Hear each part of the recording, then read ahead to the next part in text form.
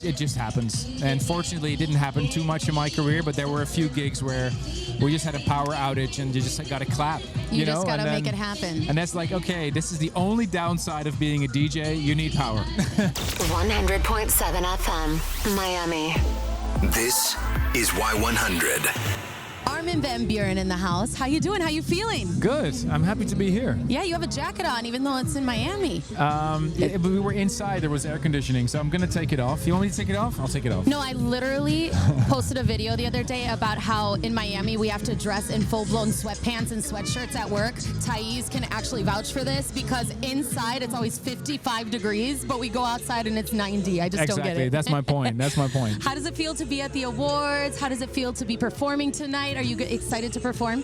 Well, I haven't performed in such a long time because I was at home pretty much, except for my own festival. I was 3 months just in the studio, having a normal life. And what were you cooking in the studio? Oh, it's so much, so many things. You're going to be surprised. Really? Yeah. In what way? Can you give me some deets without giving me too much? Well, you have to check out my set tomorrow if you Okay. really want to know all about it. But I dropped my track with Rob Swire today. Cool. From Pendulum Knife Party, and that's been getting a huge response.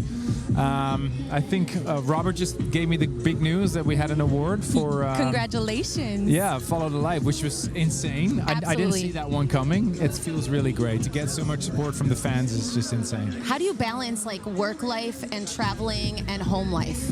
Well, there's been an ongoing debate recently. I've been getting this question a lot in other interviews as well. And I've capped my number of shows. I'm not doing more than 70 shows a year. Is that just to have better mental health Yes. and balance in life? Well, I've noticed that if I'm not having a great time behind the decks, if I'm sort of a factory, and that happens when I do more than 70 shows a year. So 70 is the number for me right now. So I don't want to quit. I'm probably never going to quit DJing because it's such a great lifestyle. Quality over quantity. Exactly. Where's your favorite place to perform? What country? Ibiza. Really? Yeah, Of course, Ibiza. I think I'm a mom of two. Those days have passed me. I don't know if I'll ever go to you Ibiza. should come. You should come. Definitely. I think this is my first we- tequila drink, and I feel scared. I feel I quit at 11 p.m. so you can go to bed at 11. That's perfect. I Yes, love it. Ushuaia. Come see me. Is it true that you actually studied classical music? No, I studied law. Law? You studied law? I did, yeah. I have my law degree.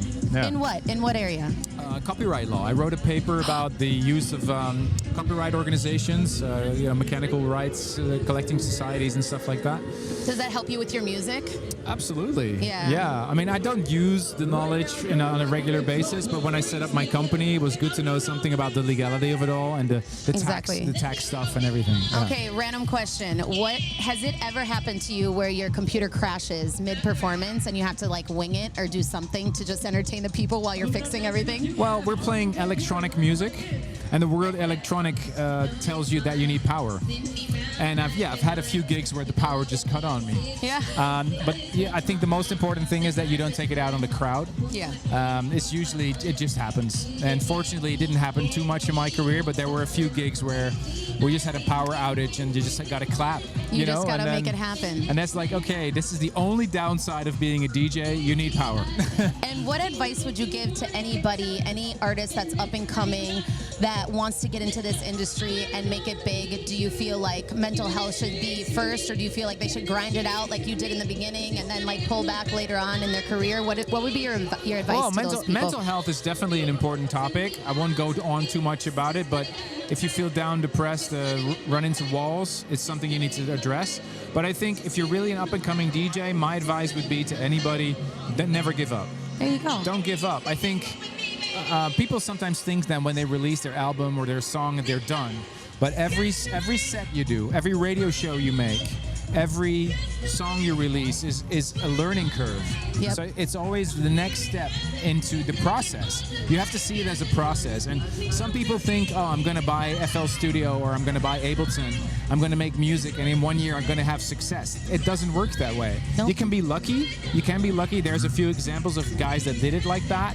But usually it just takes years, actually years, to learn your DAW and learn your skill to really become a good producer and a good DJ. DJ and to be something unique, because there's a lot of DJs out there, so how are you going to stand out from the rest? Exactly. I also feel like some things don't happen for a reason, because bigger things are going to come later on. It's about timing. It's a journey. Yeah. And your journey is different than the other DJ or the guy you look up to or your guy you want to copy. You know, don't be a copy, be an original. There you go. You heard it. Armin van Buuren, right here from the EDMA Awards pool party, Eden Rock, Miami Beach, with Miami's #1 hit music station, Y100.7.